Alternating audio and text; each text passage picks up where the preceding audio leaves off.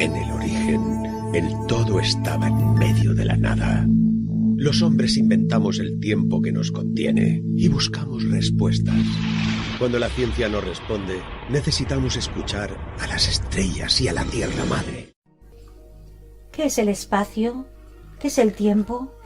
Las personas siempre hemos subestimado el espacio. A fin de cuentas, no es más que un vacío, un telón de fondo para todo lo demás. De igual modo, el tiempo simplemente transcurre sin cesar. Pero si los físicos han aprendido algo, en su duro camino hacia la unificación de sus teorías, es que el espacio-tiempo conforman un sistema de una complejidad asombrosa, que desafía el más ferviente esfuerzo por entenderlo. Albert Einstein lo descubrió en noviembre de 1916. Un año antes había formado su teoría de la relatividad general. Este espacio durará sobre 90 minutos de tiempo.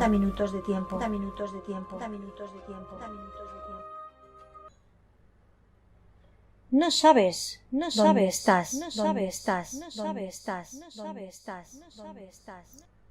Respira profundamente. Fluye. Déjate llevar. Te encuentras en el espacio-tiempo. Programa que presenta y dirige Rosario Fuentes. Tu programa, tu espacio, tu tiempo.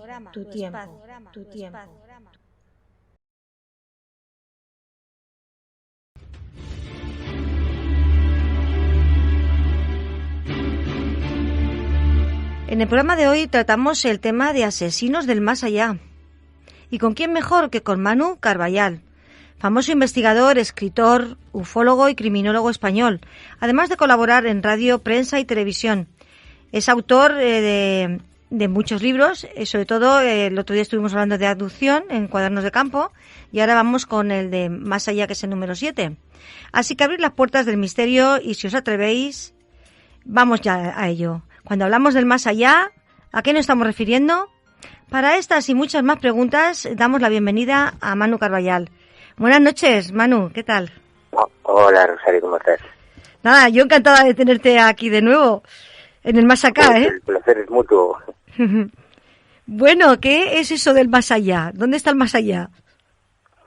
Bueno, en este caso en concreto yo no tengo ni idea dónde está el más allá, ni siquiera sé si hay un más allá. Sí. Pero en este caso en concreto, este título de este libro, de Asesinos del Más Allá, sí, hace alusión a una definición que hizo en su día un querido amigo, el comisario Antonio Viqueira Hinojosa, que fue el que acuñó el término de criminalidad esotérica, sí, para referirse a toda una serie de delitos, de actuaciones criminógenas, de cuestiones ilegales, sí, que se justificaban con la creencia en cuestiones sobrenaturales, ufológicas y demás. Ahí hay montones de cosas que van desde las sectas a los suicidios rituales, pasando por las estafas esotéricas, hay un montón de aspectos, pero de todos ellos, lógicamente, como de todos las actuaciones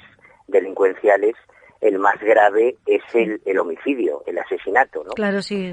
Y si ya es grave quitarle la vida a una persona, si ya es grave un crimen, sí, lo único que es más grave que eso es una serie de crímenes, una actuación criminal en serie, sí, que es la que realizan los asesinos en serie. Y dentro del mundo de los asesinos en serie hay un amplio porcentaje de ellos, sí, aunque parezca increíble, hay un amplio número de ellos que justifican esos crímenes por la convicción que ellos dicen tener de que necesitan beber sangre humana o necesitan comer carne humana para mantenerse vivos. Como vampiros, ¿no? Y también por sería... eso el subtítulo del libro es Vampiros, Hombres Lobo y Asesinos en Serie. Sí, sí.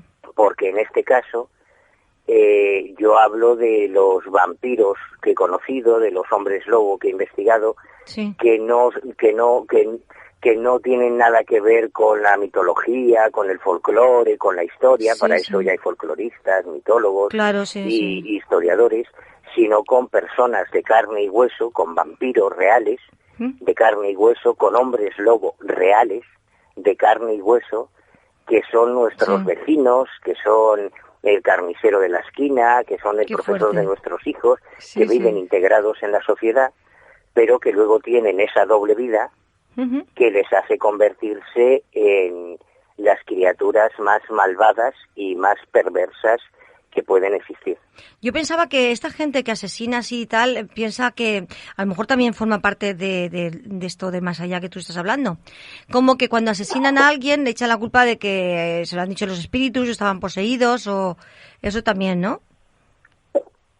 Claro, a ver, yo hace 2 o 3 cuadernos, el cuaderno de campo número 4, se titulaba Crimen ritual y rito criminal, también era un ensayo criminológico, que es mi formación. Yo no estudié periodismo, yo estudié criminología, no soy periodista, yo vengo del mundo de la criminología. Y en ese cuaderno de campo número 4 hablaba precisamente de esos casos de crímenes que también tienen una justificación, o se pretenden justificar desde el punto de vista de las creencias, y ahí hay casos absolutamente alucinantes en los que no ya una persona, sino a veces incluso toda una familia está tan convencida de que uno de los miembros de esa familia, que estadísticamente suele ser una niña pequeña, está poseída, que la matan, y la matan por esa convicción de que los espíritus existen, los demonios existen, y esa persona está poseída. Y hay tenemos el caso de Rosita, ¿no? Este caso de por aquí, de la Comunidad Valenciana, ¿no? Alicante, por ahí, ¿no? El caso de Rosita. No, ha habido muchísimos. Es que ese me suena mucho a mí también. Rituales en el seno de sectas o de grupos sectarios.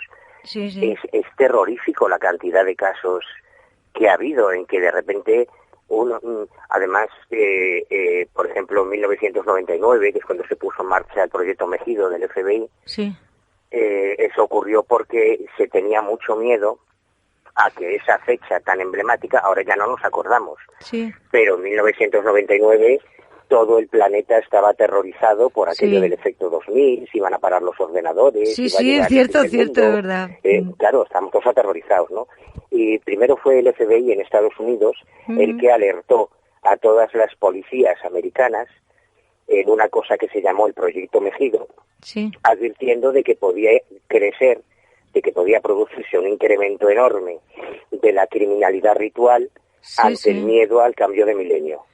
Y un poco al rebufo de esa iniciativa del FBI, todas las policías del mundo, incluyendo la española, nos empezaron a llamar a investigadores particulares, a investigadores civiles, para colaborar con ellos en casos de crímenes de este tipo. Y aquí en España, yo, por suerte, por desgracia, he tenido la oportunidad de participar en casos muy mediáticos, muy famosos y terroríficos, brutales. Sí, yo te digo, llamó mucho la atención, móvil, porque tú puedes llegar a entender, entre comillas, pero puedes llegar a comprender que por una cuestión por una violación, o por un robo, o por una venganza, pues un criminal llega a cometer un crimen.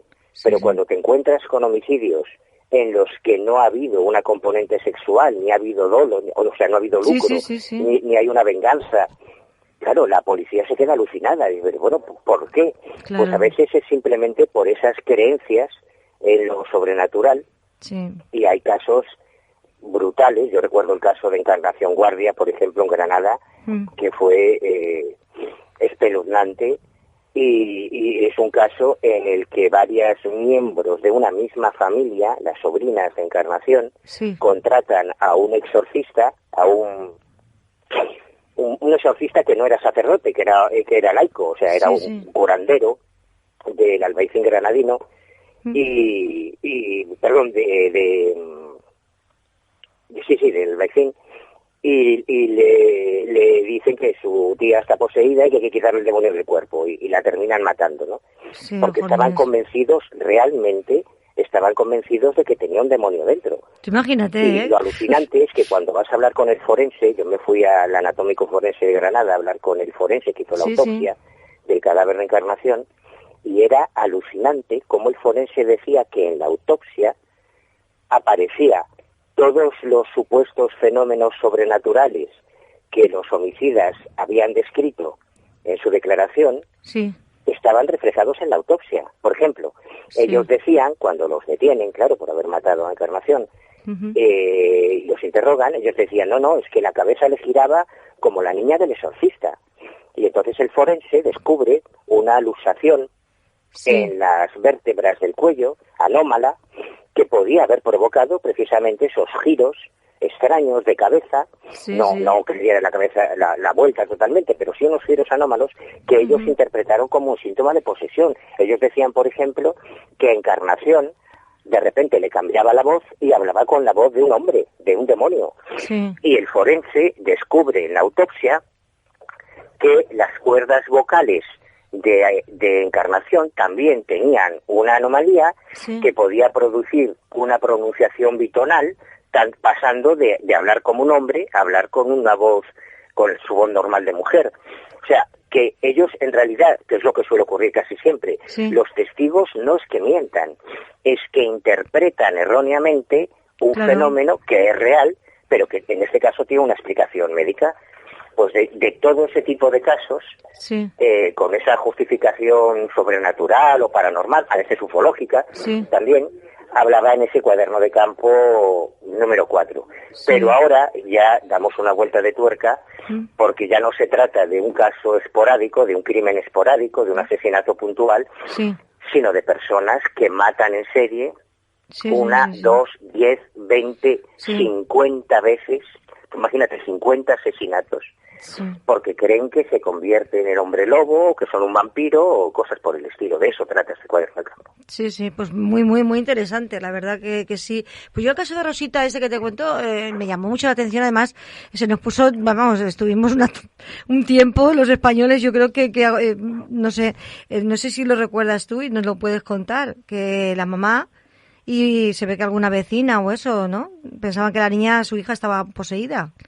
Y ese tú creo que hablas del caso de Rosy González, de la niña de Almansa. Sí, bueno, yo es el caso probablemente más terrible, ¿verdad?, que he investigado, porque además lo seguí mucho, y yo tengo las fotografías de la escena del crimen cuando llegó la Guardia Civil y a Rosy, claro, en este caso es todavía más brutal, porque fue su propia madre, desde luego, y una de sus tías, de nuevo, ocurre en el seno familiar, las que la evisceraron, o sea, le arrancaron los intestinos, literalmente, así como suena, por la vagina, pensando que estaba embarazada del diablo.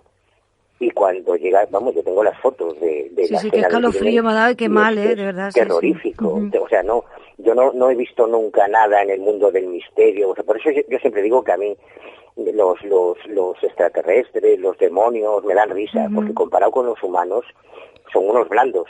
Desde los humanos hacemos normalmente cosas mucho más terribles. Y en el caso de Encarnación, de Rosy González, que tenía 11 añitos, si no recuerdo mal, 11 era años, pequeñita, cuando su propia madre le arrancó los intestinos, es especialmente dramático y especialmente brutal, porque la madre no era una... Cuando tú buscas información de este caso, sueles encontrarte el titular crimen satánico, asesinato satánico en Almansa. Es todo lo contrario. Doña Rosa era una curandera espiritista kardeciana y por lo tanto era cristiana, y mató a su hija en el nombre de Dios, no en el nombre del diablo. En el nombre de Dios hemos matado mucho los humanos. Muy frecuente que se cometen estos temas. Qué fuerte. Yo a aquellos que lo recuerdo, porque aún cuando lo has dicho tú, que escalofrío y que mal. Porque tú imagínate la niña, lo que tuvo que ver, lo que tuvo que pasar.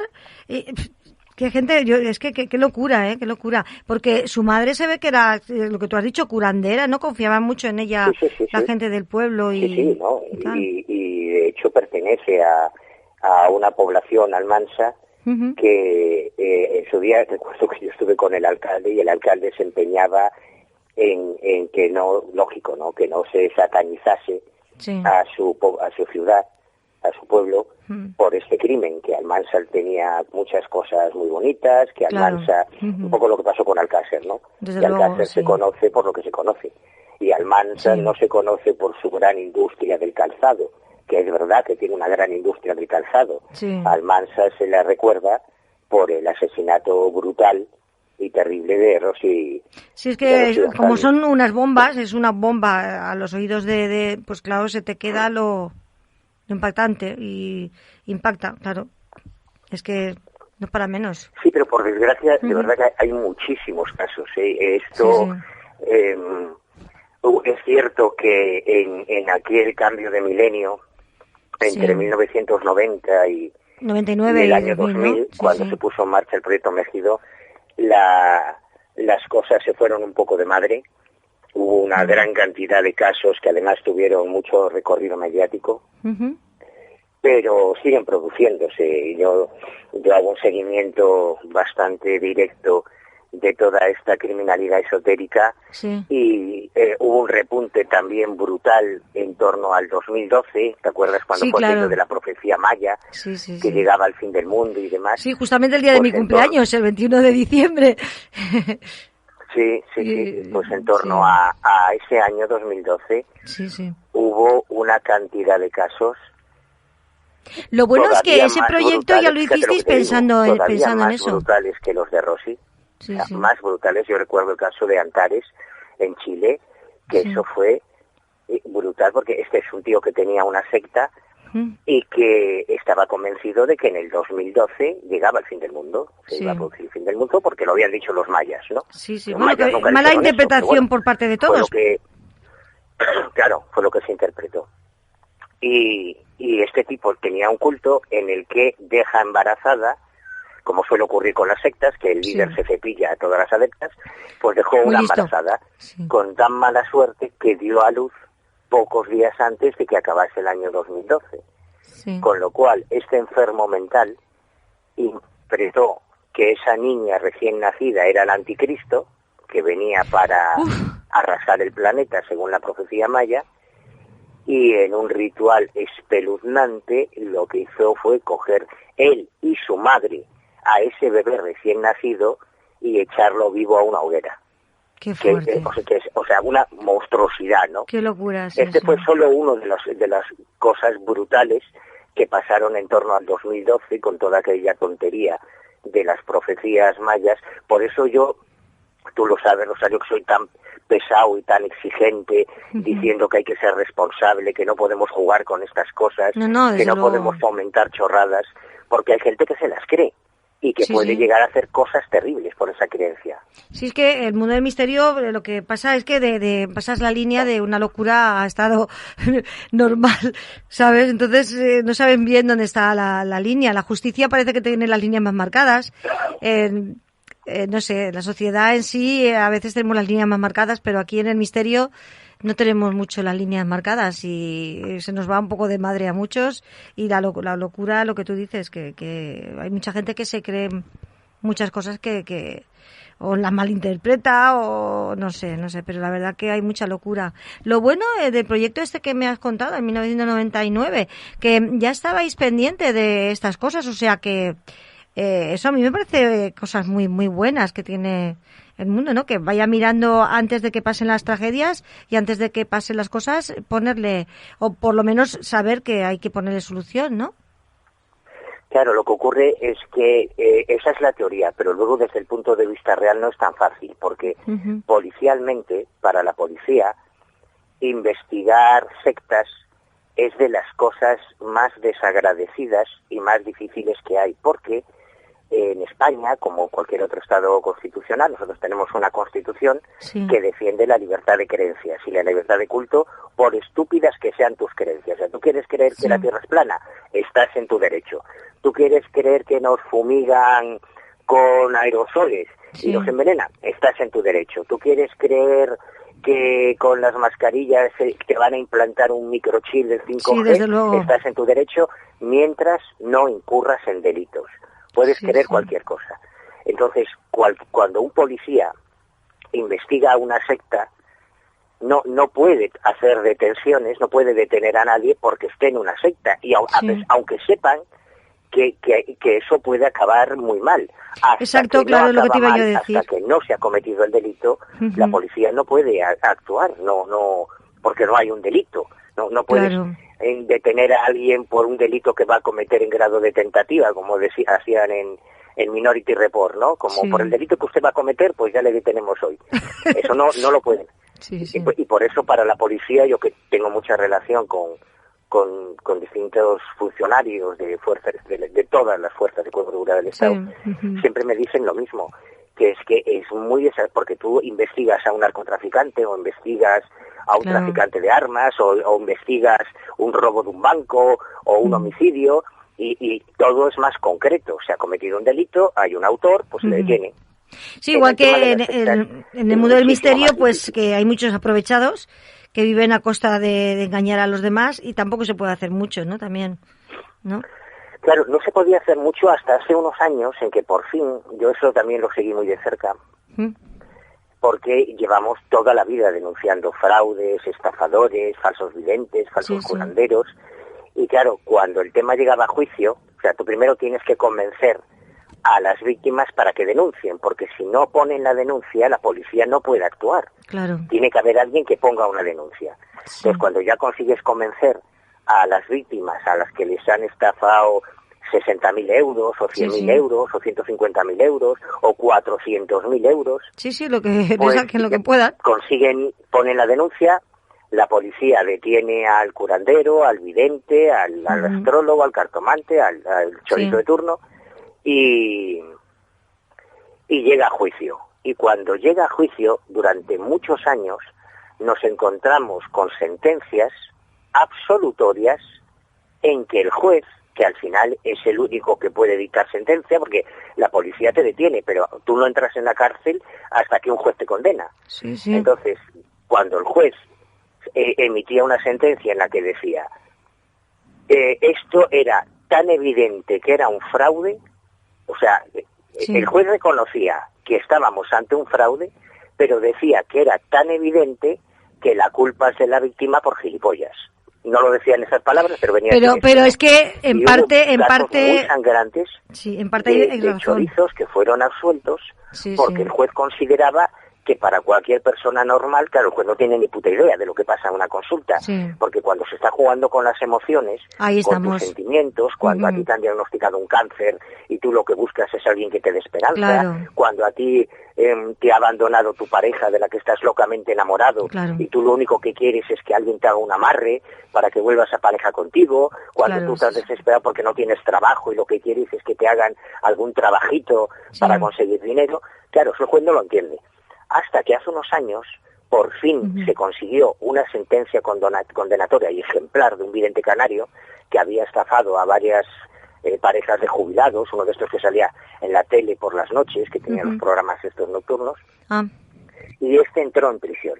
Y cuando ya entró en prisión, cuando ya hizo esa sentencia condenatoria, eso ya crea jurisprudencia y desde ese momento ya es mucho más fácil condenar a más serio también, ya se lo toman más en... Muy bien, mejor, la verdad. Porque además yo tuve un programa con, creo que Alberto Mondragón, que a él lo timaron con uno de los apartamentos aquellos, ¿te acuerdas? Unos apartamentos hace muchos años. Y él pues ha hecho ahora un abogado, un defensor de las causas perdidas, de estas causas, incluso de misterio y de todo. Él le da todo por cuestión de defender. Y la verdad es que como él dice, si se van a dedicar a echar las cartas o algo que paguen una seguridad social, que se paguen un autónomo, o que den facturas, pero a veces realmente, como tú dices, son las propias víctimas las que le dan dinero, las que quieren hablar con su familiar perdido, las que, ¿sabes? Y entonces en parte era verdad, el juez en parte tenía no le faltaba algo de razón, ¿sabes? Pero bueno, mejor que a partir De todas formas, también te digo que comparados con los banqueros o comparados con los políticos, todos estos casos de corrupción que estamos viendo, los videntes son lo más honrado de la sociedad, ¿eh? O sea, en otros ámbitos que se consideran más serios, como la política, la economía, la banca, ahí es donde están los grandes chorizos con mayúsculas. Es que de mayores, ellos de mayores, los asesinos en serie. Ellos de mayores lo que quieren ser... El grado superlativo en el ámbito de la corrupción o de la estafa. Vamos, los videntes son unos aficionados comparados con el Fórum Filatélico o con las preferentes o con Bárcenas, en fin, que sí, o con nuestro propio rey de antes, o sea, con don Juan Carlos de Borbón.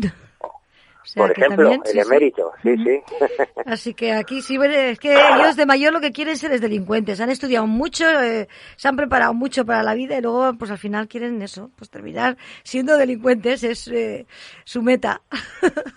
Yo creo que es una cuestión de oportunidad, ¿eh? Yo creo que los grandes estafadores, creo que es una cuestión de oportunidad, porque la mayoría de las personas, si pueden saltarse un semáforo sin que les vean, pues lo hacen. Si puedes meter una factura para pagar un poco menos Hacienda, lo hacen. Cuando llevas el coche al taller, la mitad de las veces te estafan, porque tú como no entiendes de mecánica, pues igual te cambian una bujía y te dicen que te han cambiado el tubo de escape y te timan, o el electricista o el fontanero. Claro, en estos casos hablamos de gente que tiene la capacidad de estafar no 50 euros, sino 50 millones. Exacto, porque tiene la posibilidad de hacerlo, claro. Y en el ámbito del crimen ocurre un poco lo mismo. Sí. La mayoría de los grandes asesinos y de los grandes asesinos esotéricos y los grandes seriales esotéricos matan porque podían, porque nadie era capaz de pararles. Sí. Y hay casos verdaderamente terroríficos, pero terroríficos de verdad, en que las víctimas se van acumulando, van pasando los años y hay asesinos en serie que nunca fueron capturados. Sí, o sea, tantas cosas que desconocemos. De la Toscana, o Jack el Destripador, o Zodiac, por ejemplo, el asesino del Zodiaco, nunca fueron capturados. La policía no fue capaz de detenerlos. Y muchos grandes asesinos en serie, la mayoría de los grandes asesinos en serie, fueron capturados de casualidad, de chiripa. O porque ya tenían ganas de que los pillaran, ¿no? De investigar es una serie de crímenes en los que no hay un vínculo, no hay una relación entre la víctima y el homicida, en que no se respeta un perfil geográfico, es que en los que no hay un móvil que los policías puedan investigar. ¿Tú cómo investigas eso? De repente aparece un cadáver al que le han bebido la sangre o que lo han desmembrado, o le faltan partes, órganos que han sido devorados por el asesino, y no hay ninguna relación entre el asesino, o sea, entre la víctima y el asesino. ¿Cómo investigas eso? Y eso lo que suele hacer es envalentonar a este tipo de criminales para que sigan matando, y a veces durante años y años y años. ¿Y no tienen algunos como ganas de que les pillen? Que eso sí que lo he escuchado yo. Ganas como diciendo, es que esto ya me sobrepasa, porque como hago ya lo que me da la gana y no me encuentran, ¿no? Entonces parece como que ya se hacen más descuidados o ya realmente quieren que los cojan para, no sé, para que no vuelvan a hacerlo, porque realmente saben que están matando y que están haciendo las cosas mal, ¿no? Sí, ha habido casos, aquí en España, por ejemplo, tuvimos el asesino del naipe, que como la policía, dicho con todo el respeto a nuestra policía, pero como que la policía era incapaz de capturarle, y él seguía matando, y seguía matando, y seguía matando, pues un día se plantó en comisaría y dijo, oye, que soy yo, joder, ya está bien, que sois unos inútiles y no sois capaces de pillarme. Sí. Pero no es lo habitual, sobre todo si hay un sistema de creencias en el que se justifican ese tipo de asesinatos. Hay grandes homicidas, grandes asesinos en la historia criminal que cometían los crímenes para beber la sangre o comer la carne de sus víctimas, y que fueron detenidos por un control de tráfico, por ejemplo, por una multa en el parabrisas del coche, como fue el caso de el hijo de Sam, de David Berkowitz, por cuestiones puramente aleatorias, o sea, por una coincidencia, no por una brillante investigación policial. De hecho, uno de los capítulos de este libro, hay un par de capítulos muy determinantes, ¿no? muy interesantes, luego ya me pongo serio, pero hay un par de capítulos muy divertidos de vampiros en España que reflejan muy bien esto que te digo. Uno que a mí me parece divertidísimo es el caso de las... Horas, en Radio Manises, la 105.7 de tu dial, en FM.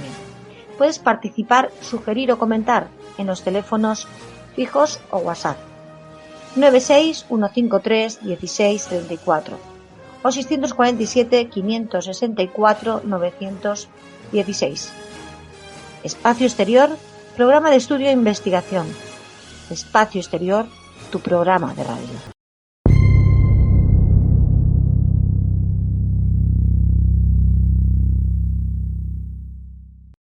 Que es un caso que se produjo cuando en Benidorm, en 1966, la policía de Franco, a requerimiento de la policía alemana y de la Interpol, a través de una orden de Interpol, se presenta en un hotel turístico de Benidorm para detener a Valdemar Wolfram, que era un joven muy apuesto, muy alto, muy guapo, alemán, al que acusaban de ser un peligroso asesino en serie, conocido como el vampiro de la autopista, porque se le responsabilizaba de una serie de crímenes, en aquel momento iban 5, en las autopistas alemanas.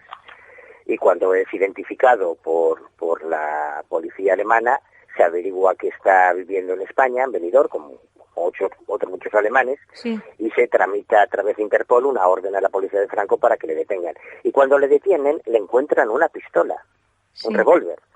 Claro, ya la policía de Franco dijo, ya está, lógico, un asesino en serie con un arma, pues ya está, se ha caído. Bueno, es que era detective, por eso llevaba un arma.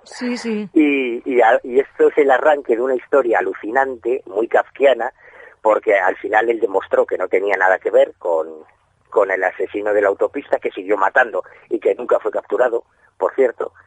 Pero la moraleja de esta historia, yo en todos mis libros, en todos mis cuadernos de campo, escojo casos que tienen una enseñanza, que tienen una moraleja, ¿no?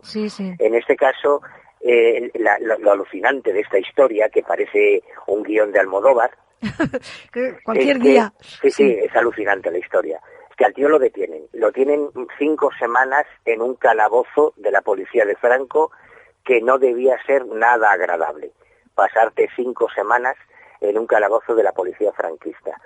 Y el tío lo confiesa, el tío dice que es inocente, al final, cuando se investiga su coartada, se descubre que efectivamente, el mismo día que mataron a una de las chicas en Alemania, él había alquilado un caballo para dar un paseo en Benidorm, o sea que no podía ser él. Y lo sueltan. Y cuando lo sueltan, este tipo, que sigue viviendo en Benidorm, como tienen que pagarle una indemnización millonaria por haberlo acusado injustamente, porque al día siguiente, yo estuve en las hemerotecas rastreando toda esta historia, y al día siguiente de la detención, ya aparece en toda la prensa española la brillante actuación policial de nuestra policía, que había detenido a un peligroso asesino en serie, el vampiro de la autopista.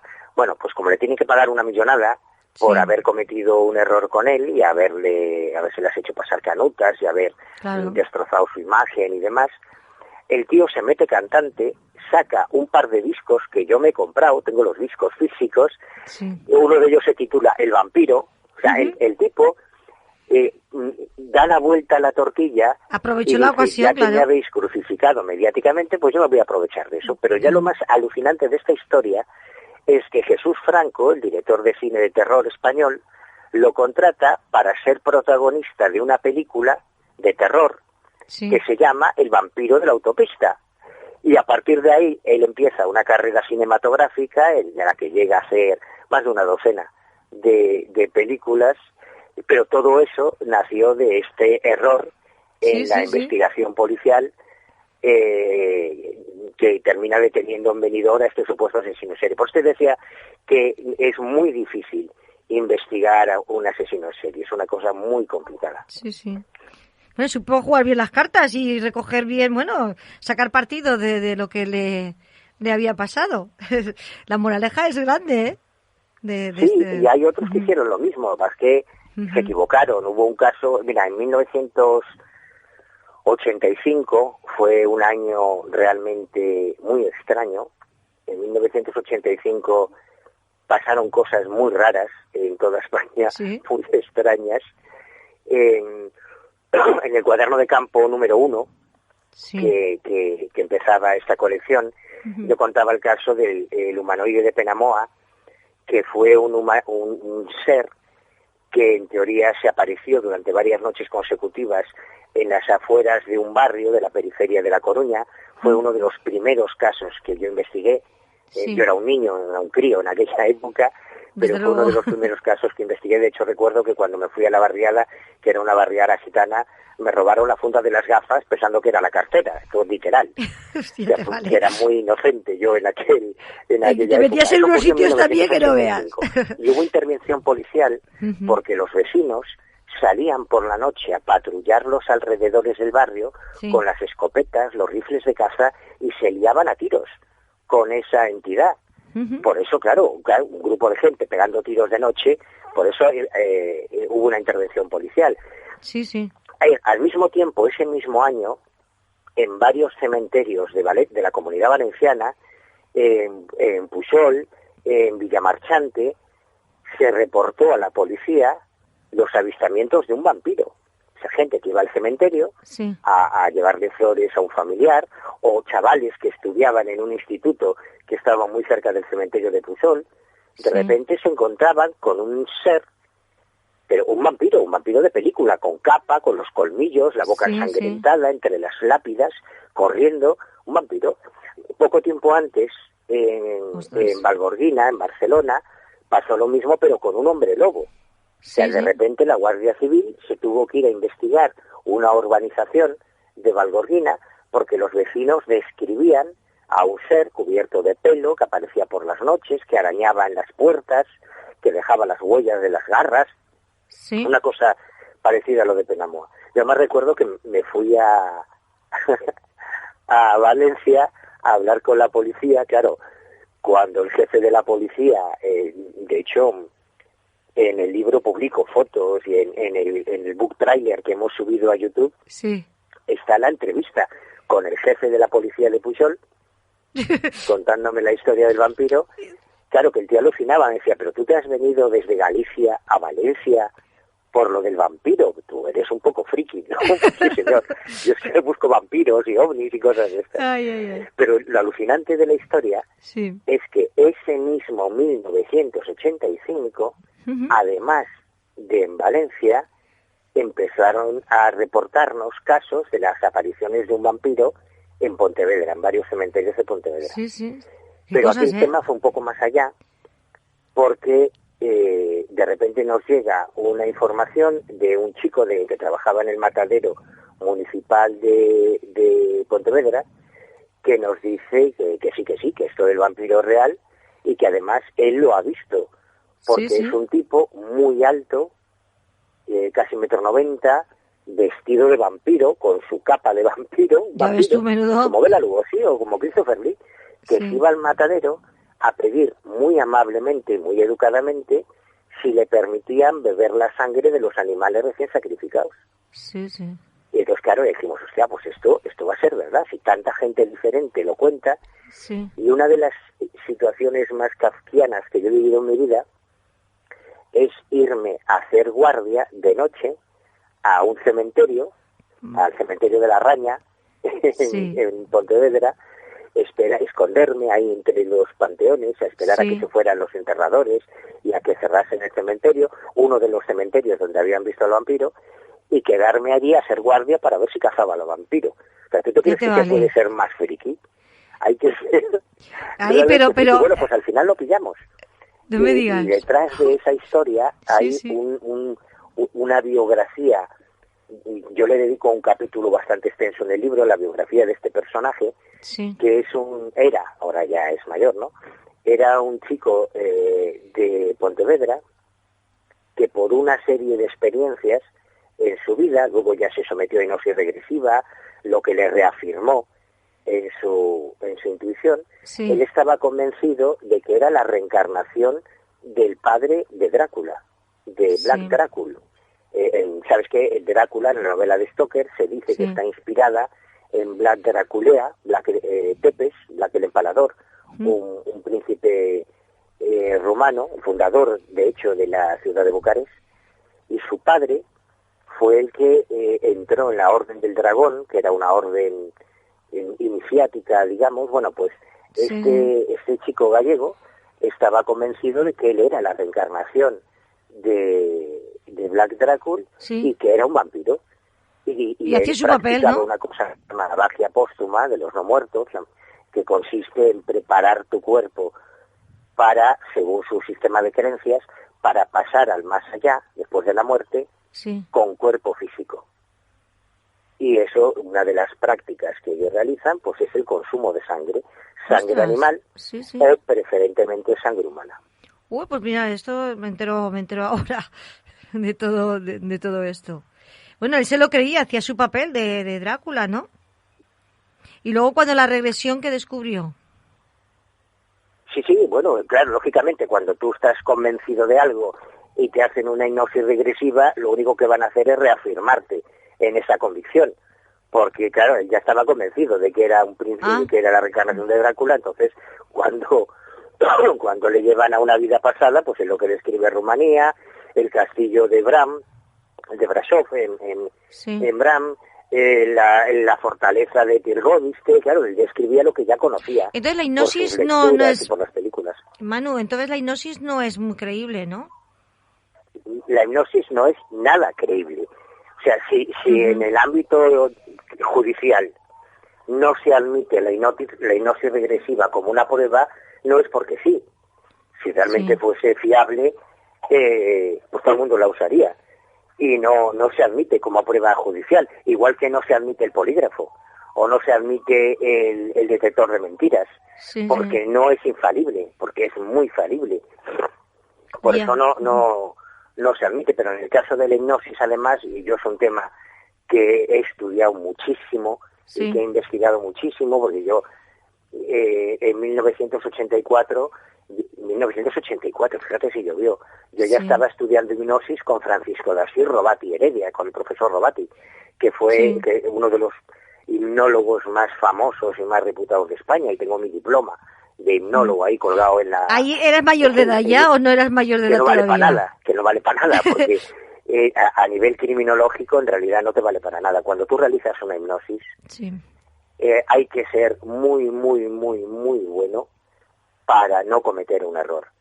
Y en el ámbito de nuestros temas, en el ámbito de las abducciones, por ejemplo, y eso ya lo explico en el cuaderno de Campo 6, en el anterior, en el que dedico las abducciones, cuando en 1988 la Bufora, que es una de las organizaciones ufológicas más serias del mundo, prohíbe a sus investigadores, emite un memorándum interno prohibiendo a sus investigadores que utilicen la hipnosis en los casos de abducción, es porque sabían que no vale para nada, que lo único que hace es generar falsos recuerdos. Y en la historia criminal hay casos terribles, brutales. El caso del pánico satánico en los años 80 en Estados Unidos fue aterrador. Hubo montones de familias, cientos de familias destrozadas porque un terapeuta, un hipnólogo incompetente, buscando recuerdos de abusos sexuales satánicos, claro, el que busca encuentra.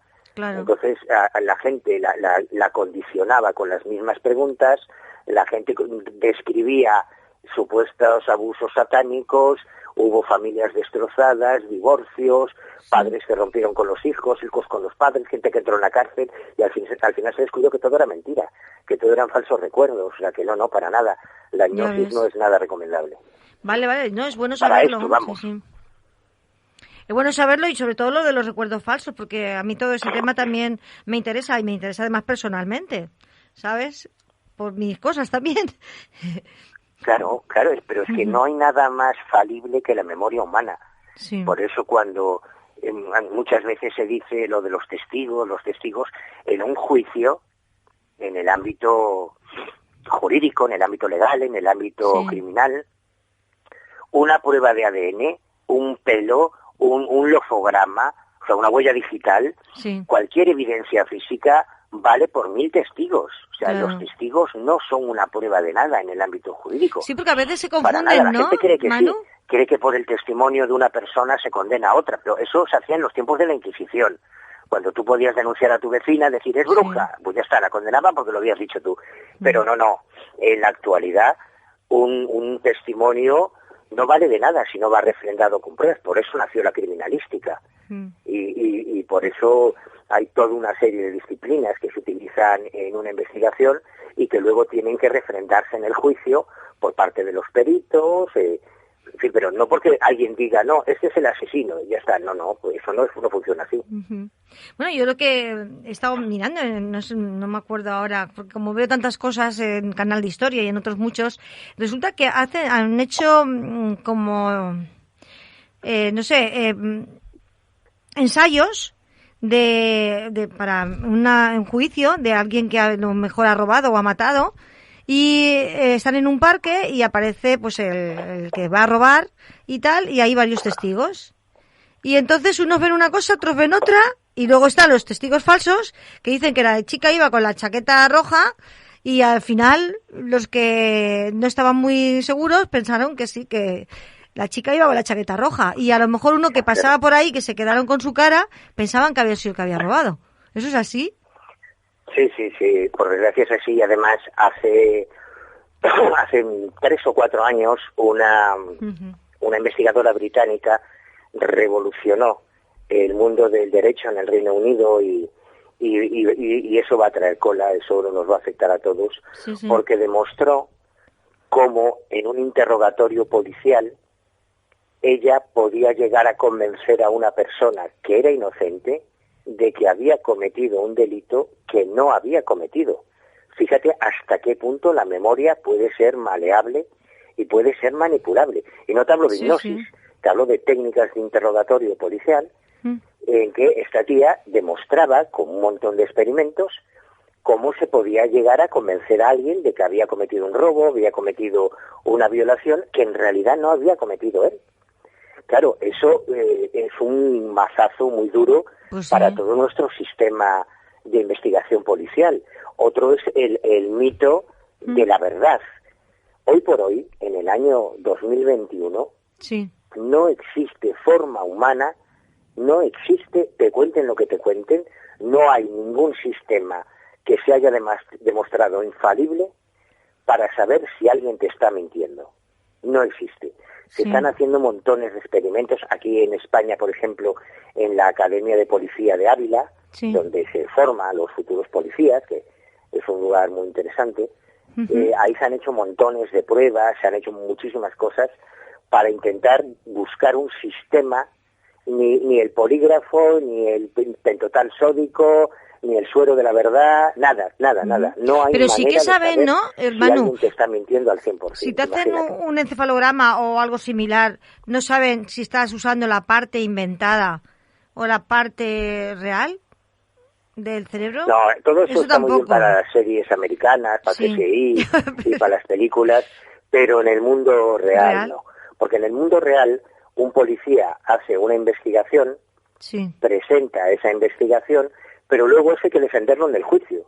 Y en el juicio te vas a enfrentar a un abogado defensor que va a buscar todos los argumentos para desmontar todo lo que ha investigado ese policía. En favor de su defendido, lógicamente, ¿no? Eso es el juego del sistema penal. Y no hay un sistema que te garantice, igual que una huella digital va a misa, una huella digital es única, o una foto del iris, eso es único, eso sí es una prueba, o una prueba genética, eso va a misa. En esto de si nos dicen la verdad o nos mienten, para nada. Por desgracia, nos queda mucho que trabajar y que investigar en ese sentido. Sí, porque hay veces que el mismo mentiroso se cree sus propias mentiras, ¿no? Las vive, se las cree. Claro, en el caso de los enfermos mentales, pues probablemente tú a un tipo que realmente se cree que es Napoleón, lo pones en el polígrafo y te va a salir que no está mintiendo, porque él se cree que es Napoleón. Claro. ¿Claro? Efectivamente, es así. De cruel, pero es la pura realidad. Sí, sí. Y enfermos mentales sí, de hecho, de estos hay bastantes, casos, de los que nos referíamos al principio, de estos asesinos en serie, que una vez interrogados, yo uno de los primeros casos de que tuve conocimiento fue el caso de Richard Chase, de Vampiro de Sacramento, porque tuve la suerte de coincidir precisamente en Valencia con Robert Ressler, que es Robert Ressler fue el que inventó el término asesino en serie. Robert Ressler fue uno de los pioneros del programa BICAP del FBI con Douglas. Son los personajes que inspiraron esta serie Manhunter. La serie Manhunter está basada en las investigaciones de Robert Ressler y de John Doe. En la serie, bueno, pues Ressler es el mayor, el que era ex militar. Yo tuve la suerte de conocerlo y de hacerlo socio de un centro que se llamaba el Centro de Investigación y Análisis de la Criminalidad Sexual y Violenta, que habíamos fundado unos cuantos psiquiatras, policías, abogados y criminólogos en Madrid un tiempo antes, y a mí me encomendaron ir a Valencia a un encuentro sobre psicópatas y asesinos en serie, a un congreso que se organizó allí para hacer socio de honor a Ressler, ¿no? Imagínate, yo flipando al conocer a Ressler, que es una leyenda en el mundo de la investigación, y conocerlo en persona.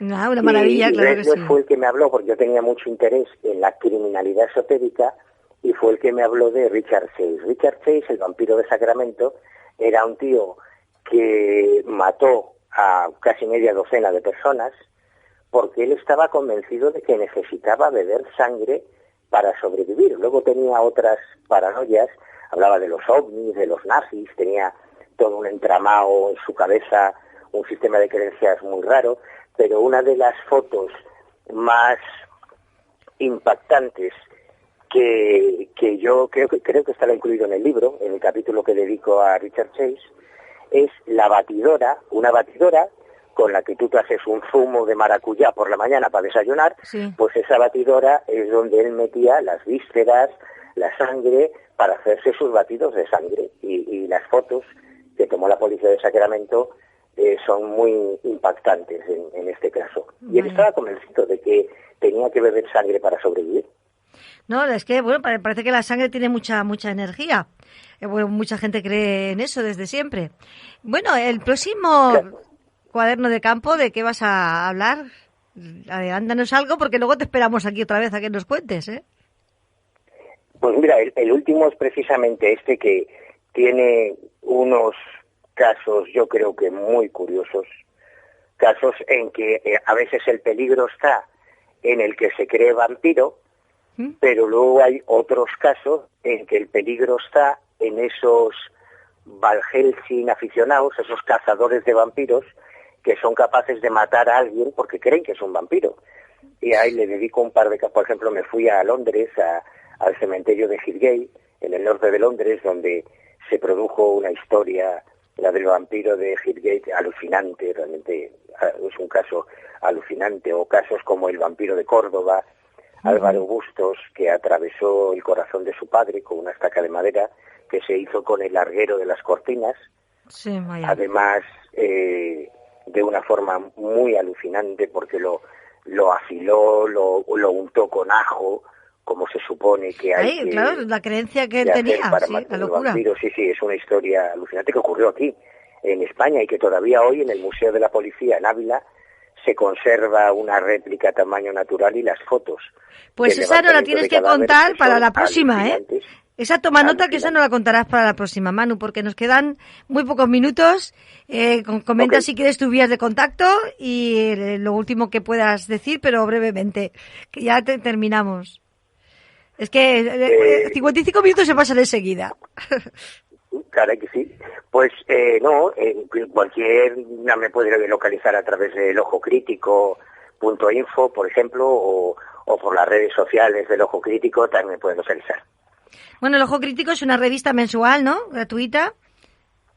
que ha hecho 30 años ya. Gratuita, ojalá fuera mensual, pero no me da la vida para hacerla mensual. No, perdona, yo pensaba que era mensual. 30 años, sí. Pero si es una revista gratuita ya la pueden descargar gratis.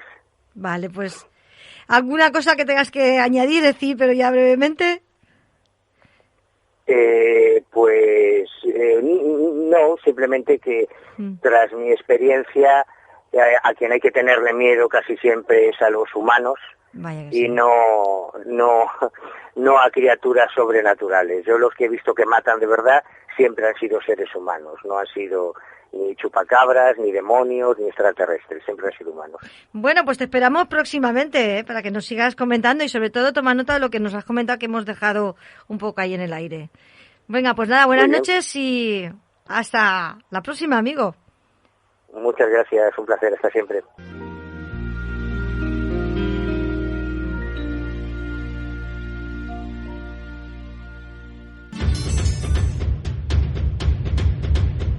Espero que hayáis disfrutado con todo lo que nos ha contado Manu Carballal. Siempre se nos queda un poco corto y con ganas de saber más. Programa en el que se habla de estos temas tan apasionantes como ovnis, psicofonías, hallazgos, estudios e investigaciones de todos estos misterios y mucho más. Ya sabes, escúchanos entre el espacio-tiempo, todos los jueves a partir de las 21 horas en iVoox. También puedes escucharnos a través de otras plataformas como Edenes, La Red del Misterio, El Mundo Insólito Radio. Ya sabes, tu espacio, tu tiempo, tu programa. Y no te olvides que puedes comentar, sugerir y participar en nuestro correo asociacionufologiamanises@gmail.com.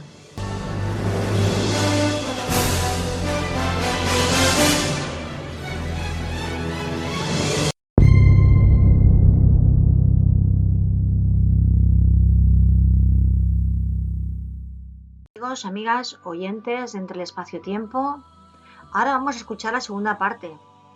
Es La Hora Perdida con Constantino Salguero. Nos trae un invitado muy especial y que no nos va a dejar el tema indiferente. Vamos a escucharlo.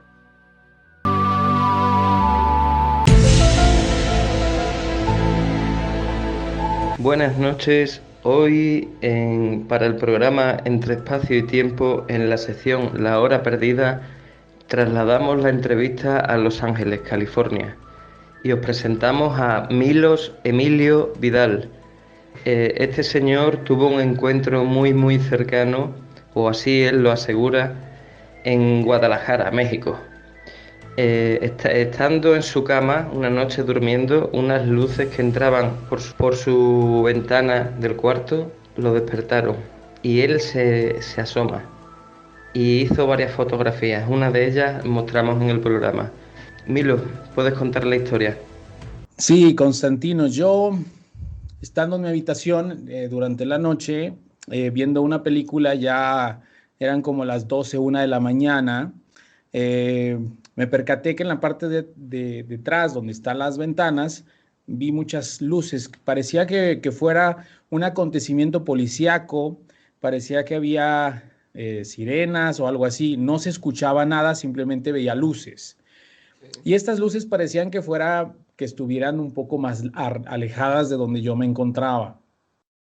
En eso me pareció muy insistente la iluminación, porque entraba y me iluminaba la ropa, y la parte trasera de esa casa donde yo me encontraba había un lote baldío, prácticamente no había nada donde pudieran entrar vehículos policíacos. Entonces, lo que sucede aquí es que yo, por ejemplo, en ese momento me levanto para ver qué sucede y empiezo a ver entre las penumbras de la noche que no había absolutamente nada, pero las luces continuaban. Y desde ahí no me permitía ver porque tenía un techo que cubría la parte trasera, donde se lava ropa generalmente. Entonces me di la vuelta y salí al patio y busqué el acontecimiento, y cuando volteo había pues una nave muy grande. La fotografía que ustedes ven es muy pequeño, por lo que ven ustedes parece una hornilla. Sí. Cuando la publiqué parecía una hornilla de la estufa, todo oscuro, y parecía que fuera la flama de la estufa si lo ves de cabeza, ¿no? Sí. Pero en realidad esa parte, si se dan cuenta en la fotografía del lado derecho, hay una parte como iluminada, Sí. hay un poquito de luz y esa luz es la que comprende prácticamente todo el platillo, pero habían 8 como esos, eran muy grandes. Había 8. Había 8 de esos, no era uno, eran 8 y todos hacían una formación muy simétrica, prendían, apagaban y las luces radiaban. O sea, la luz no era una luz constante, sino una luz que radiaba y hacía este movimiento alrededor. Y eso a mí me causaba como, me daba miedo, al mismo tiempo me daba incertidumbre, me daba curiosidad y tenía yo como, pues no sé si deseos de saber más o de meterme a mi casa corriendo. Entonces me metí a mi casa corriendo, obviamente, después de ver todo ese espectáculo. ¿Irías a coger la cámara de fotografías, ¿no? O fue con móvil?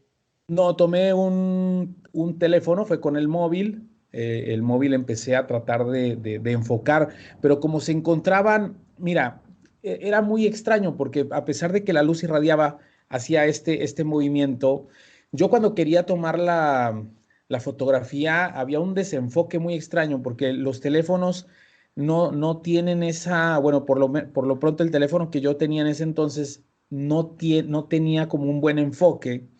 Y en la noche, que yo sepa un teléfono muy bueno para enfocar de noche con luz es un poco complicado. Ahorita ya hay más tecnología. Esto que te cuento sucedió hace como 4 años, como 3 años. Esa fotografía tiene 4 años, ¿verdad? Sí, yo no la publiqué porque cuando la publiqué en mis redes sociales, obviamente hay incredulidad. Las personas no creen lo que tú ves, posiblemente piensan que es la hornilla de la estufa, que es querer llamar la atención.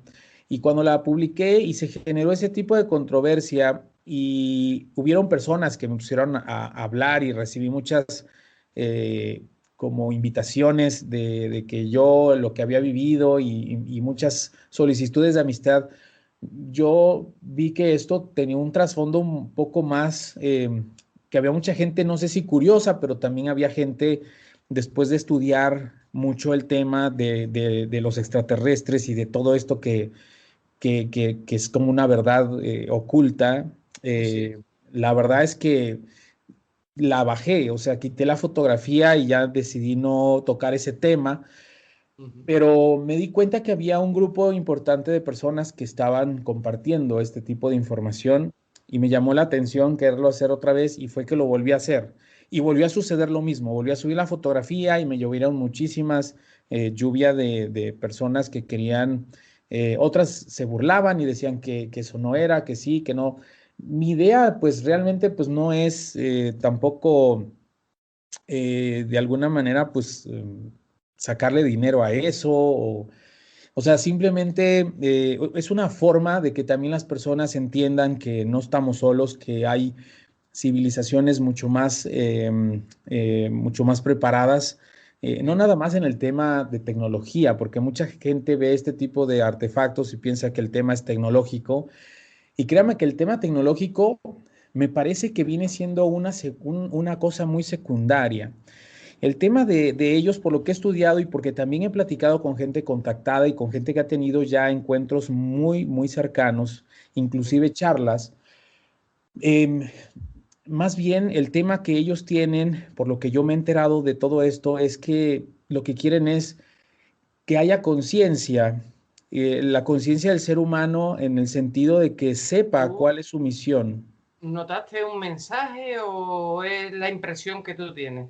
Mira, fue muy extraño porque a partir de que vi este suceso, tuve una secuencia de sueños muy interesantes y estos sueños, porque además yo vivía a las afueras de la ciudad, no estaba dentro de la ciudad, no estaba rodeado de edificios, sino estaba a las afueras de la ciudad y a las afueras de la ciudad estaban los 8 formados, había una nave central en mi casa y las otras naves hacían un como Sí. hexágono. Ujú. Había una conexión, se veían alto y donde yo me encontraba, pues sí lograba ver que era pues como una especie de cuadrado o hexágono o algo así como diferentes puntos, muy, muy extraño. Y Sí, sí, no, perdóname. no, te iba a decir que si notaste algo, cuando estabas delante de eso, de la nave o lo que fuera, ¿notaste algo, algo en el ambiente, calor, frío? Fíjate que sí, muy curioso que me preguntes eso. Había como un zumbido, era un zumbido como si fuera, como cuando tienes conectado el home theater, el de para ver películas, pero no Sí. tiene sonido. Es un sonido así como si fuera, no sé, era muy extraño, porque al mismo tiempo era una vibración grave, porque la sentía en mi estómago, era una vibración así muy extraña. La verdad es de que para mí fue un espectáculo. Yo no creía, te soy sincero, yo era una persona neófita de esto, yo no quería, no creía ni en fantasmas ni nada de esto. La verdad es que nunca escuchaba hablar acerca de todo esto, pero nunca Nunca. me imaginé. Ahora te voy a comentar otra cosa de mi vida, que yo practicaba meditación en ese entonces. Yo era vegetariano, yo era vegano y me mantenía siempre haciendo, pues meditaba o hacía un poco de yoga. Sí, Generalmente meditaba, Ujú. más que hacer posturas que también las hacía, porque en ese entonces tenía una pareja que también hacía y era maestra de yoga y Sí. meditaba. De hecho, ella es otra testigo que lo vio, ¿no? Le llamé y le dije, mira, ven a ver esto, que es una cosa impresionante. Y una cosa antes de que se me vaya. ¿Tú, cómo eran tus sueños, los sueños que has tenido? Fíjate que los sueños estaban muy enfocados a personas que eran vestidas de blanco, con cara de leones. La mayoría Cara de tenían leones. cara de leones. Era una cosa muy, ¿Pero muy, muy extraña. con pelo o te refieres a las facciones? No, no, no. O sea, en realidad sí tenían una cara como felina. Y después de investigar me di cuenta que hay 150 razas de extraterrestres y que existe una que tiene la característica. De hecho, en Egipto hay muchos jeroglíficos o muchas impresiones en piedras que vienen relacionadas con el tema de los felinos, que me parece el nombre exacto, no lo tengo, son leónidos, no me acuerdo cuál es el Sí, nombre, bueno, son claro. están en una estrella también, forman parte del universo de seres vivientes que tienen una característica principal. Entonces, yo recuerdo perfectamente el sueño, incluso te voy a enseñar ahorita algo también interesante, pero este sueño para mí fue algo muy marcado porque estas personas, o por decirlo de alguna manera, tenían túnicas blancas y parecía que estábamos como en un lugar como si fuera Grecia, Sí, sí. pero había un desierto, o sea, no había agua como tal, pero o sea, había un desierto, Ujú. pero a lo que me refiero como Grecia eran las estructuras de los Sí, sí, lugares sí, sí, sé lo que me quieres decir. totalmente blancos, con unos balcones hermosos, preciosos, muy amplios. Y yo Ujú. recuerdo perfectamente que uno de estas personas, sin hablarme, o sea, no hablaban, ellos no emitían, todo era a través de la mente, me señalaban como espacios donde yo tenía que ir. Y yo recuerdo que en ese momento empecé a sentir una incomodidad en el cuerpo, incluso llegué a sentir como cuando estás muy cansado en la mañana y te levantas y tienes la sensación de estirarte, ¿sí? Sí. Que te estiras y como que bostezas y haces como que tensas tu cuerpo. Me pasó exactamente lo mismo durante el sueño y cuando vi mis manos pesaban muchísimo y mis manos eran como unas garras de león muy pesadas y empecé a ver incluso en la parte de mi nariz así, o sea, yo veía como si tuviera yo un hocico, Sí, sí. es decir, parecía que yo formaba parte de esa generación o de esas personas. Te iba a decir eso, que si tú te sentiste integrado con ellos al verte así. Me sentí dentro de ese león, o sea, yo me sentí dentro de él y fue muy curioso porque sentí realmente lo que era estar dentro de un animal, porque una cosa es que lo montes y otra cosa es que tú pienses cómo puede ser la vida de un animal, pero estar dentro del animal era caminar, incluso ver cómo te bloquea la vista, el hocico, o sea, es decir, Sí. cómo sientes el peso de las mejillas del león. Pero al caminar, porque me tiré al suelo y me estiraba, y sentía yo como los músculos de la espalda se movían y sentía yo unos movimientos extraños que como humano no sientes. Incluso sientes el peso de la parte del tórax, de la parte de los pulmones, sientes el peso del Sí, sí, animal. notabas todo que eras como un felino, vamos. Y Era un felino al final porque veía la melena y todo. Entonces, estas personas me mostraron, ellos sí caminaban en dos patas. Y había unos hombres que estaban de blanco con ojos muy como grises o azules y me mostraron un espejo. sí. Y cuando me mostraron el espejo, yo me vi en el espejo y vi que era un animal. O sea, era un felino, era un león, y me les quedaba viendo como diciendo, yo quería hablar, Sí. era una cosa muy imponente porque no podía emitir ninguna palabra, era una cosa tan terrible y me comunicaba con ellos por medio de la mente. Sí, telepatía. Yo fíjate que es muy curioso, la forma en cómo funcionaba la telepatía con ellos era voltearlos a ver y ellos te llegaba la información, como es una cosa tan extraña, pero bueno, volteaba a ver a uno y me enviaba la información y yo sentía esa vibración de él, pero si sentía vibración de la otra persona, volteaba, no te tenían que decir, oye, fíjate que te voy a decir esto, no, era una cuestión Increíble. intuitiva, Sí, era sí. muy intuitiva. Entonces, Y tú, bueno, pero eso tú es un sueño, lógicamente, y es es un interpretar. sueño que me acompaña toda la vida. Ese león que yo vi, me levanté y lo dibujé y me lo tatué. Oh, muy bonito, chulísimo. Así era. Este, este es el león que yo vi. Fue mi primer tatuaje. Jamás me había tatuado. Fue la Pero primera tú, vez que me tatué. Fue el primer tatuaje que me hicieron porque lo más curioso de este sueño es que lo soñé durante 4 días o 3 días, perdóname. 3 días fue el primer día, el segundo me volví a acostar, volví a retomar el sueño, el tercer día volví a retomar el sueño y me daban muchos mensajes. Fue una cosa o sea, a nivel de conciencia me hizo entender muchas cosas, eh, sobre todo lo que te comento, ¿no? Que me parece que a pesar de que hay gente buena y mala en el universo, también existen personas que han tenido contactos y que por X motivo no han querido darlos a conocer, porque hay muchos intereses de por medio, hay muchas creencias de por medio, hay muchos gobiernos incluso también que no permiten que esto se dé a conocer. Desconozco los motivos, realmente la intención de la mayoría de las personas, incluso que emiten o que hacen yoga, o los que no hagan yoga, o los que creen en lo que quieran creer, me parece que todos al final tenemos la misma misión de saber cuál es nuestro objetivo como seres humanos, qué misiones tenemos, más allá de la tecnología. Y yo te decía acerca de la tecnología, que finalmente la tecnología no es el fin. O sea, ellos no vienen a regalarnos celulares, ni vienen a vendernos tabletas inteligentes, ni carros voladores. Eso es una forma de que ellos puedan comunicarse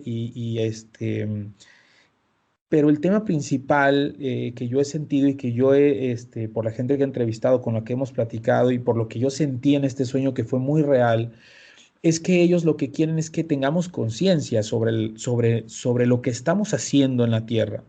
pero, Que, o sea, tú ves que la misión, o sea, tú has asociado ese sueño con o sea, ese sueño con las naves que viste. Lo has asociado, o sea, tú mismamente lo has asociado, ¿no?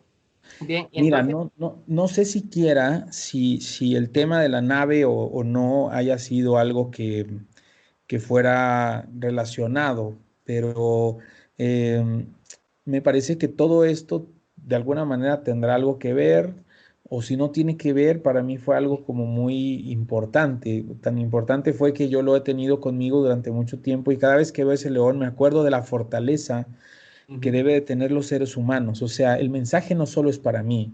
En el momento de que tú me entrevistas o en el momento de que esto sale a otras personas, el mensaje es muy claro. O sea, el mensaje es que todas las personas debemos de tener la fortaleza, la sabiduría y la conciencia para poder dejarle a nuestros hijos y a la gente que nos rodea ese amor y esa bondad por nuestro planeta.